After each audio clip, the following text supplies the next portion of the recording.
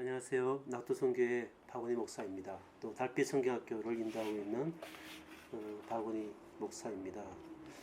달빛 성경학교는 우리나라 초기에 선교사님들이 들어왔을 때 그때는 전기불도 없고 등잔불 또는 촛불로 이렇게 민간 이렇게 사람들이 살고 있었죠.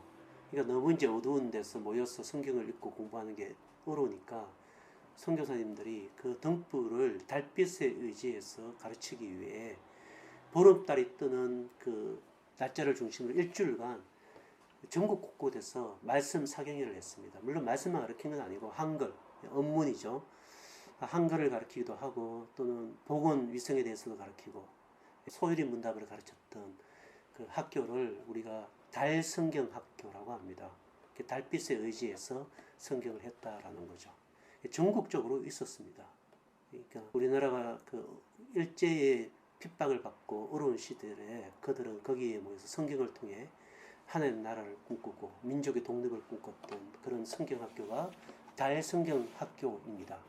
그래서 저희들이 그 정신을 이어받자라고 얘기해서 달빛 성경학교라고 하고 있는 것입니다. 그 정신이 이어받아서 우리나라 전국 곳곳에 성경을 사랑하고 또 성경을 사모하는 운동들이 일어났으면 참 좋겠습니다. 오늘은 일문일답의 네 번째 강의인데요. 영원한 영광, 십자가의 영광에 대해서 여러분에게 말씀드리겠습니다. 모세가 드린 기도 중에 아주 중요한 기도가 두 가지가 있습니다. 하나가 뭐냐면 여러분이 아는 기도인데 생명책에 저의 이름을 제거하더라도 지우더라도 우리 백성을 구하여 주십시오. 용서해 주십시오라는 기도. 이거는 뭐 우리가 다 알고 있죠. 또 하나가 뭐냐면 출애굽기 33장 18절에 나오는 모세가 이르되 주의 영광을 내게 보여주소서라는 그런 기도를 했습니다. 모세는 하나님의 영광을 너무너무 보고 싶었습니다. 두 가지 이유인데요. 그가 홍해를 가르는 그 하나님의 기적적인 영광도 맛보았고 10가지 재앙을 통하여 창조해 주시며 모든 민족의 주인이신 그 영광을 보았지만 진짜 하나님 자신 그분을 보고 싶은 영광이죠. 그분 자체를 보고 싶은 그런 거룩한 이제 열망이 있었던 것입니다. 또 하나는 그 영광을 봐야만 이스라엘 백성을 용서하신 그 은총이 확인되는 거겠죠. 하나님이 용서했다라는 것은 하나님의 영광이 비춰졌다라는 뜻하고 동일하기 때문입니다. 그래서 모세가 이렇게 기도를 여호와의 영광을 내게 보여주십시오라고 기도를 했던 것입니다. 여러분 다 알다시피 모세가 어떻게 여호와의 영광, 하나님의 영광을 보았습니까? 성경의 기록에 의하면 그 하나님의 영광을 보여주셨는데 얼굴이라는 건 하나님의 직접적인 영광을 얘기합니다. 그 면전을 보여주신 게 아니라 등만 휙 지나간 거예요. 등만 휙. 그게 감지덕지죠, 사실 모세에게는. 왜냐하면 하나님의 얼굴을 대면 어떻게 됩니까? 그냥 죽어요. 죽습니다. 그러니까 구약에서도 여전히 하나님의 대속적인 속죄함이 있지만 그 속죄함의 영향력은 신약에 비해서는 아주 미약하죠. 물론 신약에서도 구약에서도 예수 그리스도로 말미암는 그 속죄함으로 용서함을 받습니다. 그렇지만 그 영향력 결과론에 있어서는 굉장히 그 효력의 결과가 미흡하죠, 사실은. 그 나중에 또 구원론에 대해서 다루어 드리겠습니다. 그래서 모세가 어떻게 변했냐면 얼굴이 뭐예요? 이렇게 빛이 났습니다. 근데 이게 빛이 강력한 빛은 아니었던 것 같아요. 예?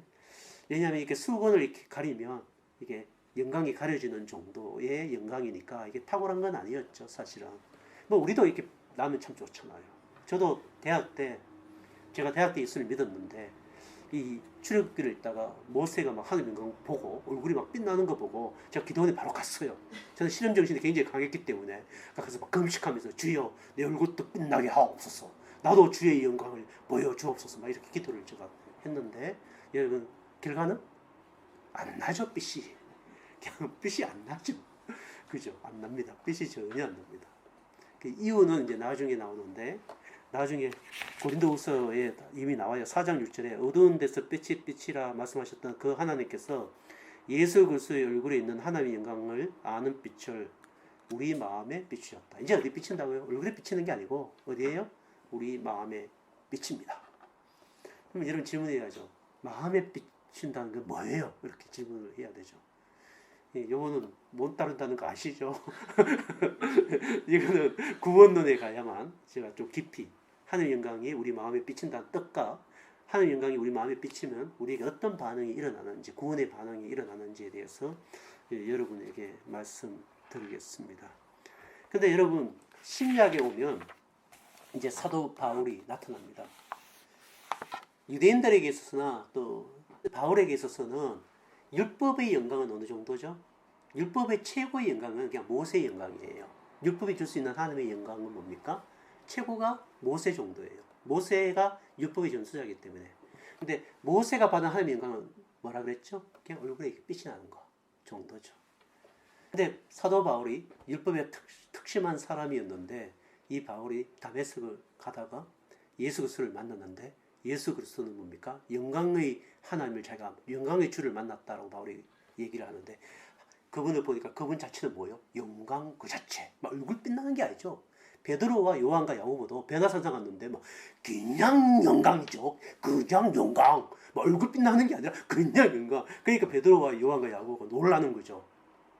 이건 모세의 영광도 아니야. 엘리야의 영광도 아니죠. 그러니까 막 베드로가 너무 좋아하고 베드로가 얼마나 성격이 급하고 막 이게 좀 다혈질적이지 않습니까? 그러니까 주여 내가 여기에 대한 천막을 짓겠습니다. 그냥 나하고 삽시다. 막 이렇게 하니까 주님께서 물이 딱 때리시면서 내려가자 이러고 막 이러고 여러분 다 아시죠? 그러니까 이제 이 영광이 얼마나 탁월한 영광입니까? 근데 바울이 다메섹에서 그 영광 속에 계신 주를 만난 거죠. 그죠? 그게 눈이 뭐죠? 다시 떠지는 거죠. 하나님 영광을 다시 보게 되는 게 비늘이 떨어져 나가고 새로운 정말 창조의 목적의 눈을 갖는 거죠. 하나님 영광을 볼 수 있는 눈을 갖게 되는 것입니다. 그 영광을 보는 순간 바울이 바로 깨달은 게 뭡니까? 이거는 율법의 영광이 아니야 라는 것입니다. 이게 무슨 영광? 복음의 영광이야. 뭐 이런 게 깨닫게 되는 거죠. 예수님은 율법보다 더 탁월하신 영광자, 모세보다 더 탁월하신 영광 그 자체, 이걸 막 바울은 눈으로 보게 된 거죠. 그러니까 율법이 아니라 뭡니까? 예수 그리스도로 말미암는 의로 인한 하나님의 영광, 막 이런 것을 얘기하는 복음의 사도가 됩니다. 하나님의 영광의 탁월함을 맛봤기 때문입니다. 그래서 고린도전서 3장 9절에 고린도 교회들이 다 율법을 막 돌아가려고 그러는데 막 바울은 불이 나는 거예요. 내가 율법의 탁심한 자였고 율법을 깨뿔고 있는 자인데 그 영광이라는 건 그냥 모세 정도의 영광이 최고인데 복음의 영광은요 하나님 그 자체인데 뭐 어디로 돌아간다고? 율법으로? 열받는 거죠. 바울도 거의 베드로급의 그 다혈질적이거든요.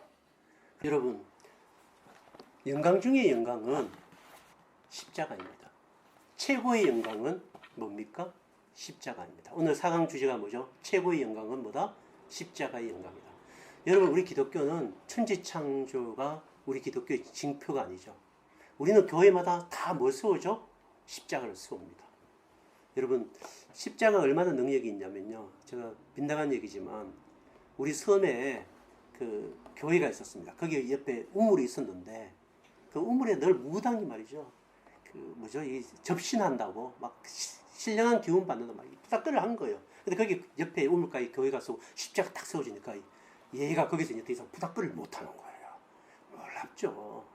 근데 이 태풍이 몰아쳐갖고 그 세우는 십자가 딱 부러져 갖고 마당에 뒹구니까 이 무당이 다시 들어와 갖고 거기서 막 목사님 없을 때 막 부탁거리는 거예요. 목사님 들어가면 도망가고. 그래서 목사님 빨리 십자가 하나 진짜 세워야 되겠습니다. 이렇게 십자가를 이렇게 세웠어요. 그 교회 다시 이번에는 나무 십자가가 아니고 그냥 철로 태풍이 몰아쳐도 막 안 부러지는 막 단단한 막 십자가를 우리가 세웠어요. 거기다가. 그러니까 무당이 폐업철폐하고 그것을 떠나버렸어요. 진짜 있었던 얘기입니다. 여러분 십자가를 우습게 얘기하면 안 됩니다. 여러분 섬에는 이런 얘기가 제가 낙도 선교를 하고 있는데 이런 이야기가 아주 많이 있습니다. 여러분 왜 우리 기독교는 십자가가 징표입니까? 천지창조나 홍해를 가르는 것이나 막 만나와 메추라기를 준 거나 뭐 여리고성 무너져갖고 여리고성 무너진 돌을 막 하나씩 나눠주고 막 이러지 않습니다. 우리는 베드로 성당 막 베드로 집어넣고 말이죠. 그에 막 와 우리는 베드로 성당이야 이러면서 막 우리는 그러지 않습니다. 우리는 그냥 십자가를 우리는 징표로 삼습니다. 왜 그렇습니까? 영원한 하나님의 영광을 누리는 유일한 길은 그리스도께서 십자가로 가셔서 죽으시는 일밖에 없기 때문입니다. 우리에게 영원한 영광을 주어 이 영광이 우리에게 영원히 떠나지 않는 유일한 하나님의 방법은 무엇입니까? 십자가입니다. 그러므로 하나님이 우리를 사랑하시는 가장 탁월한 사랑은 어디에 있는 것입니까?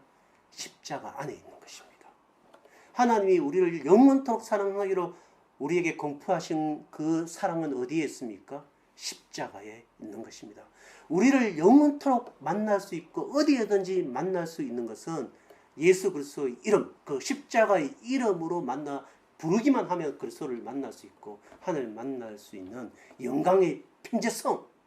예루살렘 성지는 안 올라가도 돼요, 이제는. 그죠? 저희들이 어디 가서 하나님의 영광을 누려야 됩니까? 저기 사마리아로 가야 됩니까? 예루살렘으로 올라가야 됩니까? 아니다. 진리의 영으로, 성령으로 어디든지 우리는 하나님의 영광을 누리도록 만들어 놓았습니다. 영원토록. 그게 누가 하신 일입니까?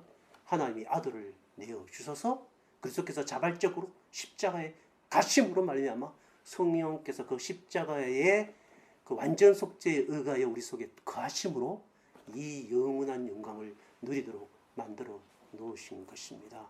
그러므로 사실은 여러분이 이 세상을 살아갈 때 어떤 불합리하거나 부주로한 일을 만나도 어디 앞에 서면 십자가 앞에 서면 다 해결이 됩니다. 여러분이 고난을 당하고 여러분이 알 수 없는 핍박을 당하고 이해할 수 없는 죽음과 사건을 만나도 어디 앞에 가면 십자가 앞에 가면 다 해결됩니다. 왜요? 그 십자가는 그 불합리 속에서도 그 영광을 영원히 제거하지 않으시는, 그 불합리 속에서도 하나님의 영광이 영원토록 있게 하는 능력은 어디밖에 없기 때문입니까? 십자가밖에 없기 때문입니다. 사랑하는 아들을 잃어버려도 우리는 십자가 안에서 이해하고 용납이 되는 겁니다. 왜요? 우리 아들은 그 그리스도의 십자가로 말미암아 영원한 영광을 누리는 세상에 갔고 나도 그 안에서 그 아이를 만나고 영원한 영광을 누릴 수 있다는 것을 알기 때문입니다. 그래서 예수님이 나는 영광을 얻으러 간다라고 얘기할 때는 십자가를 지는 것입니다. 그러므로 최고의 영광은 십자가입니다. 그러므로 여러분이 예수 그리스도의 십자가의 보혈의 그 허락과 능력을 여러분이 받아들였다면 여러분은 하나님이 줄 수 있는 모든 영광을 이미 가진 것입니다. 더 이상 복이 없습니다. 복 중에 복, 최상의 복은 뭡니까? 예수 그리스도로 말미암는 영광을 가진 것. 이게 최고의 복입니다. 여기서 기도해서 응답받고, 기도해서 뭐 병 낫고, 기도해서 뭐 일 잘 되고 이런 거는 뭐예요? 예수 그리스도의 십자가의 영광을 설명하는 흔적에 불과한 것입니다. 그러므로 최고의 영광은 십자가의 영광입니다. 이것이 바로 네 번째 강의 최고의 영광은 무슨 영광이다? 십자가의 영광입니다. 그러므로 우리 인생에 적용해서도 우리가 이 세상에서 줄 수 있는 최고의 영광은 무엇일까요? 십자가의 영광입니다. 그건 뭘까요? 하나님의 영광을 전달하기 위해 자신이 낮아지는 겁니다. 그것이 가장 아름다운 인간의 삶이며 행복한 구원의 삶입니다. 이제 결론을 맺겠습니다. 여러분 책에 아주 자세하게 잘 이렇게 써져 있기 때문에 꼭 이게 사서 읽어보시면 너무 좋겠습니다. 책 파는 거 아니고 안 사셔도 됩니다. 근데 이렇게 또 읽어보시면 여러분 구원의 삶에 도움이 될 것입니다. 여러분 제가 마지막 이 글을 읽고 마치겠습니다. 우리의 삶의 목적에 하나님의 영광이라는 중심 가치를 우리에게 두게 될 때 우리는 늘 삶의 목적이 하나님이 된다. 그래요. 하나님을 늘 즐거워하고 기뻐하는 것이 어디에 있든 무엇을 하든 어떤 일을 하든 그것이 우리의 삶의 목적이 되며 우리가 만나는 모든 대상들을 목적으로 대하는 것이 아니라 그 하나님의 영광의 사귐으로 전환하는 사귐의 관계의 질서로 이어간다. 그리스도와의 관계는 우리의 행복의 가치를 바꾸고 그 행복의 가치는 우리가 살아가는 세상의 존재 질서를 바꿔버린다. 우리가 어떤 일을 만나서 그 만나는 일을 통하여 무엇을 얻고 더 얻어 나의 것을 채우려고 하는 관계로 그를 만나는 것이 아니라 탁월한 하나님의 영광을 이미 만났기 때문에 그것을 누리고 있기 때문에 그 영광을 누리지 못하는 사람에게 그 영광을 주려고 하는 하나님의 영광의 사귐의 관계로 우리는 사람을 만나며 지배와 성공이라는 존재 질서에서 승리과 사랑의 관계로 우리의 삶의 관계의 질서를 바꾸어 갑니다. 여러분, 그리스도인의 행복은 무엇입니까? 하나님의 영광입니다. 이것이 사람의 제일 본분이며 주된 목적입니다. 성경은 이렇게 얘기하고 있습니다. 나는 여호와니 이는 내 이름이라. 나는 내 영광을 다른 자에게 내 찬송을 우상에게 주지 아니하리라. 하나님은 자신의 영광을 절대 누구에게 주지 않습니다. 하나님 자신이 영광이시기 때문입니다. 이 영광은 영원하며 어느 누구도 여러분에게 빼앗아 갈 수 없는 영광입니다. 그것이 우리입니다. 하나님의 영광을 가진 자, 탁월한 그 영광을 이미 소유한 자, 세상에 줄 수 없는 영광, 그 하나님을 소유한 자, 그게 뭡니까? 예수 그리스도를 믿는 우리입니다. 그게 새로운 피조물입니다. 이전 것은 지나갔으니 보라 새 것이 되었도다. 이게 우리입니다. 얼마나 탁월합니까? 하나님이 우리 속에 들어오심으로 말미암아 우리의 행복의 중심이 바뀌어졌고 그 행복의 중심이 바꾸어지니 우리의 모든 관계에서는 바꾸어진 것입니다. 그것이 구원의 삶입니다. 일문일답 다시 읽어드리고 마치겠습니다. 사람의 제일 되는 목적은 무엇입니까? 사람의 제일 되는 목적, 주된 목적은, 중심의 목적은 하나님을 영화롭게 하며 그분을 영원토록 즐거워하는 것이다. 이것이 인간됨이며 이것이 인간이라고 얘기하는 것이며 이것이 기독교의 행복이라고 얘기하는 것입니다. 여러분, 이 행복론을 여러분의 중심 가치에 놓으시고 세상을 대하시고 여러분 자녀에게 행복이 무엇이냐고 물으시면 이 일문일답을 통하여 사람이 가져야 할 진정한 행복이 무엇인지를 가르쳐 주십시오. 세상은 이미 행복을 잃어버린 세상입니다. 그리스도인은 하나님을 통하여 진정한 행복을 찾은 사람들입니다. 이 행복의 가치를 중심에 놓고 살아가는 여러분이 되시기를 축원합니다. 감사합니다.